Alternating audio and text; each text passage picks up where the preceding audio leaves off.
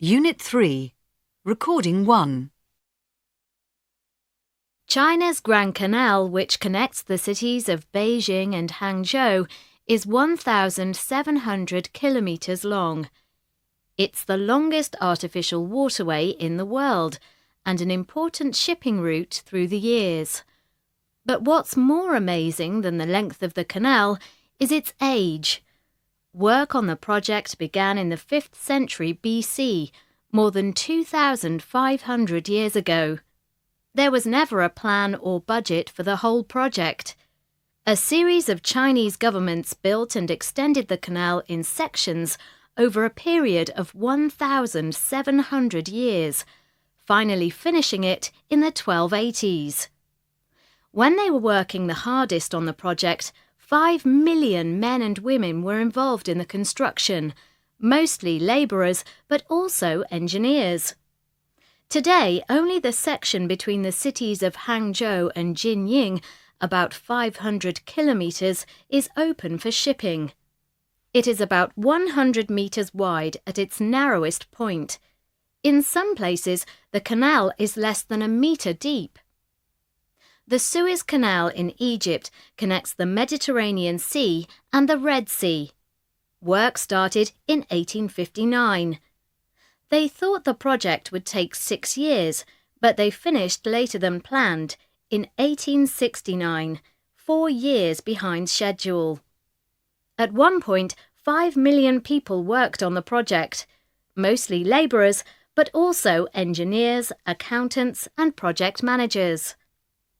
Some sources say that at least 30,000 people were working on the canal at all times during its construction. The project ran 1,900% over budget. The total cost was $100 million.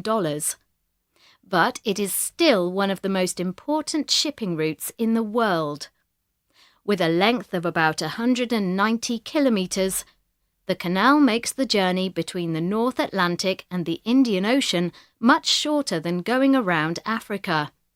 It reduces the trip by 7,000 kilometres, making the journey less difficult and time-consuming. At its shallowest point, the canal is about 12 metres deep and 55 metres wide. The Panama Canal in Central America connects the Atlantic and Pacific Oceans.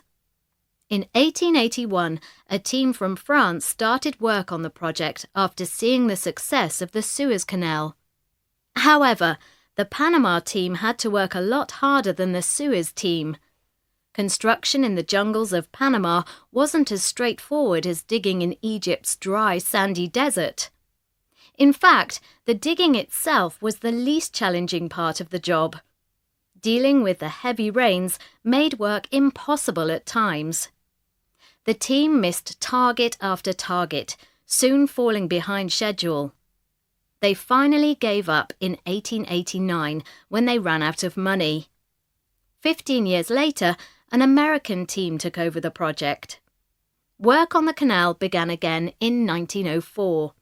It took 75,000 workers 10 years to build the 77-kilometre canal, 4 years longer than the original estimate of 6 years. The team included engineers, specialised machine operators, and of course labourers. Finally, in August 1914, the first ship passed through the canal.